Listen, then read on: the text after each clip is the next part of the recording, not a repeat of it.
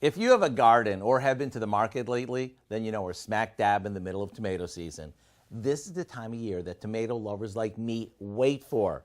And since many of you are always looking for new ways to use tomatoes, we thought we'd share an old school Amish recipe that's both easy and tasty. And it goes together like this.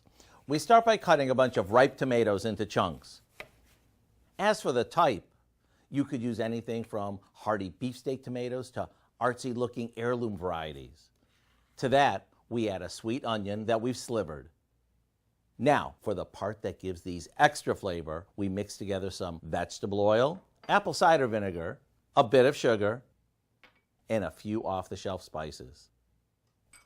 This gets poured over the tomatoes and it's ready to go.